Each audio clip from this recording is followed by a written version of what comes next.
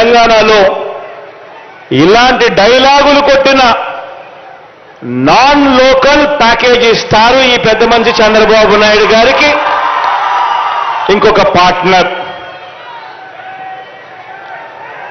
ఈ పెద్ద మనిషి ఆంధ్ర పాలకులకు చుక్కలు చూపిస్తా అని చెప్పి తెలంగాణలో డైలాగులు కొడతాడు. ఆంధ్ర పాలకులకు ఈ పెద్ద మనిషి చుక్కలు చూపిస్తాను అని చెప్పి తెలంగాణలో డైలాగులు కొడతాడు. ఈ ప్యాకేజీ ఇస్తారు, ఈ మ్యారేజ్ ఇస్తారు.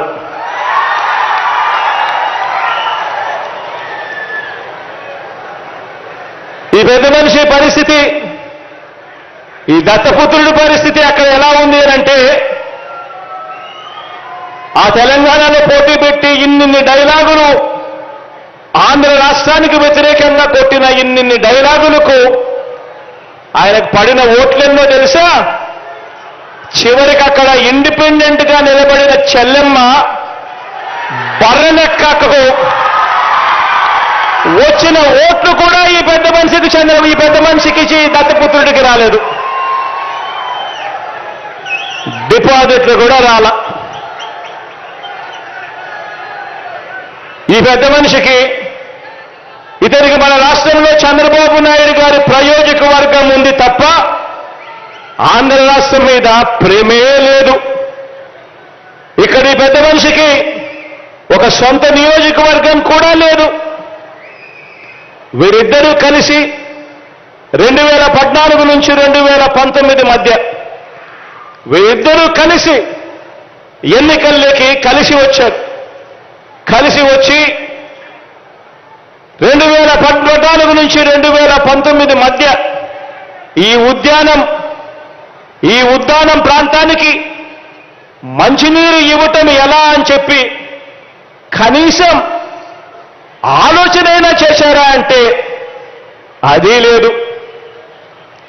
2014 నుంచి 2019 వీరిద్దరూ కలిసి పోటీ చేసి కనీసం ఉద్యానం ప్రాంతం ఇంత దారుణంగా ఉంది, ఇక్కడ kidney research hospital, super speciality hospital ఇక్కడ నిర్మిస్తే ఇక్కడ ప్రజలకు మంచి జరుగుతుంది అని చెప్పి నిర్మించారా అని అంటే అది కూడా లేదు.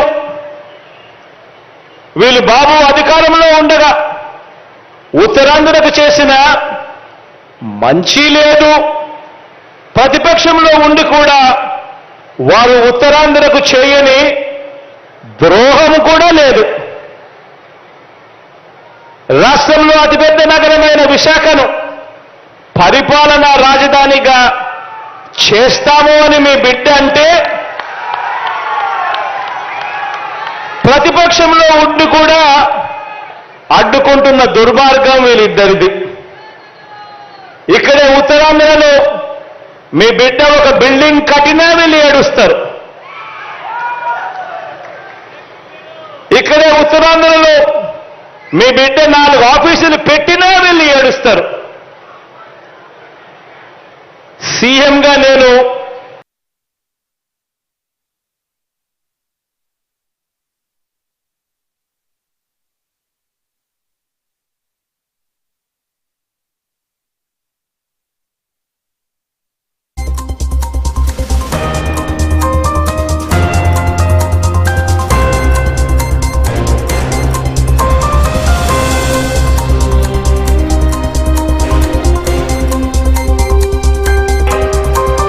ఓ చంద్రబాబు, ఓ రామోజీరావు, ఓ దత్తపుత్రుడు, ఓ రాధాకృష్ణ